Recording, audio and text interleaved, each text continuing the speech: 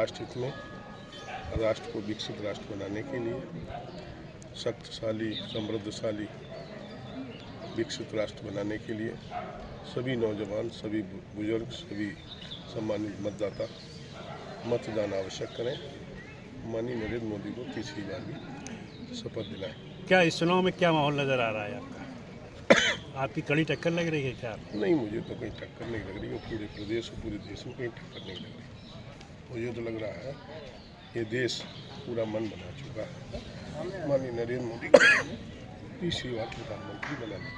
कितनी सीटें आने? 400 पार सीटें आए, इसके लिए प्रयास करें। 400 का पार का नारा कितने नज़दीक है? मुझे लगता है 450 सीटें आए।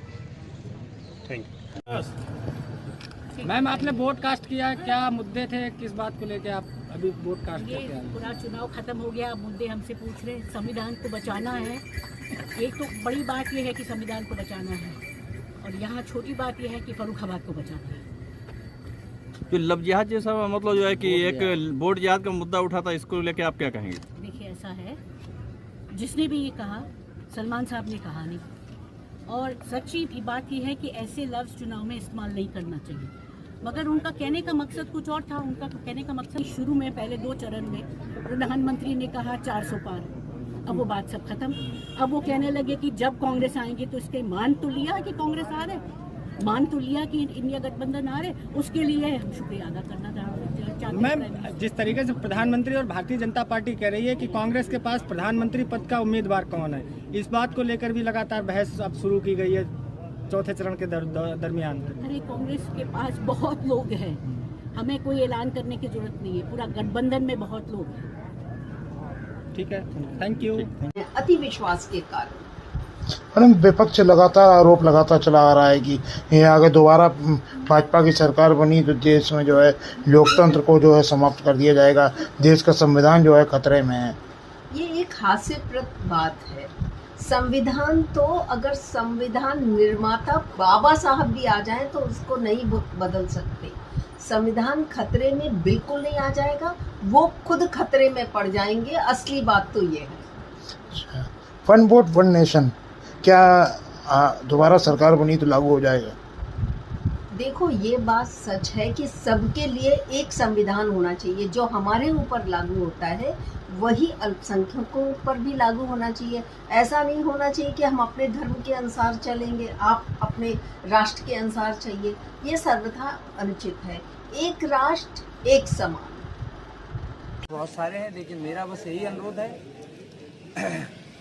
कि इस बार डॉक्टर नवल किशोर जब सांसद बनेगा तो गरीब बच्चों को पढ़ाने का काम करेगा। बेहद गरीब और साधारण किसान परिवार का ये बेटा, जिनके आशीर्वाद से डॉक्टर बना है, खासकर बाबा भीमराव अम्बेडकर जी और नेताजी माननीय मुलायम सिंह जी के आशीर्वाद से। मैं कहना चाहूँगा कि देश के लोकतंत्र को और संविधान को बचाने के लिए आज सभी इंडिया गठबंधन के प्रत्याशी और समाजवादी पार्टी के प्रत्याशी डॉक्टर नवल किशोर, उत्तर प्रदेश राज्य निर्वाचन आयोग और भारत सरकार निर्वाचन आयोग से ये अनुरोध है कि तत्काल संज्ञान में लेकर निष्पक्ष फर्रुखाबाद में चुनाव कराने का काम करेंगे। व्यक्तिगत तौर पर आपके द्वारा शिकायत की गई है इन सारी चीज़ों की जो आपने अभी घटनाक्रम बताया? जी बेशक, संबंधित अधिकारियों को, एसडीएम और एडीएम और जिला प्रशासन को हर जगह इसकी सूचना लगातार की जा रही है, और जो भी आश्वासन मिलेगा आज हमें। लोकतंत्र का सबसे बड़ा महापर्व है, इसमें सभी को सहभागी होना चाहिए। एक सशक्त राष्ट्र के लिए, एक मजबूत राष्ट्र के लिए अपना मतदान में भाग लेना अनिवार्य है। अगर हम चाहते हैं कि बेहतर भविष्य हमारे बच्चों का बने, हमारे समाज का परिवेश बदले, तो मतदान बहुत ज़रूरी है। मैं सभी से अपील करता हूँ, फर्रुखाबाद का एक एक मतदाता अपने वोट का इस्तेमाल करे इस महापर्व पर। आधी जी टक्कर आपकी किससे है? कहीं टक्कर नहीं, टक्कर और सांसद जी 400 पार का मामला क्या है? हम सांसद ये प्रदेश कह रहा है, आप टक्कर नहीं मानते फर्रुखाबाद? हम कोई टक्कर नहीं, टक्कर कहाँ है?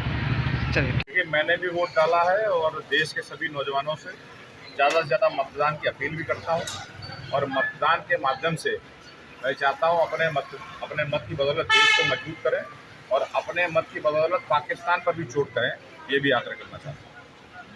फर्रुखाबाद में किस तरीके की स्थितियाँ नजर आ रही हैं? जो पूरे लोकसभा क्षेत्र में बातचीत मेरी हो रही है, जो जानबूझ होना शुरू है। कितनी सीटें निकल रही हैं? मैंने कहा 2014 में जो भारतीय जनता पार्टी का रिकॉर्ड था उसको क्रॉस करके भारतीय जनता पार्टी आगे निकली। भाजपा विकास के मुद्दे चुनाव लड़ेगी। सपा प्रत्याशी आज जातीय आधार पर चुनाव लड़ रहे हैं। मुस्लिम और सख्त मतदाता यादव मतदाताओं जातीय आधार पर चुनाव मैदान में। देखिए, ये जो इंडिया गठबंधन है, हम लोग सोचते थे कि ये देखिए, प्रशासन से तो हमें यही उम्मीद है कि निष्पक्ष चुनाव होगा।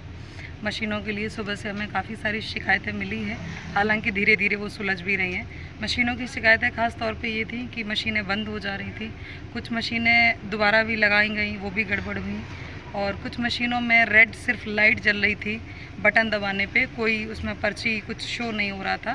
तो ये कुछ दिक्कतें हैं जो सुबह से मुझे कई सारे फ़ोन आए हैं पूरी लोकसभा से, तो उन पे काम हुआ है, प्रशासन कर रहा है। मैडम, सोता बहादुरपुर में वोट डालने से रोका जा रहा है, कोई बता रहे हैं, खबर आई है? हाँ, मुझे सूचना ऐसी मिली थी, लेकिन अभी वहाँ सब कुछ ठीक है। वहाँ पे हमने प्रशासन को तुरंत सूचना की और उन्होंने वहाँ पे कार्रवाई की है, तो वहाँ भी सब कुछ ठीक है। ठीक, थैंक यू।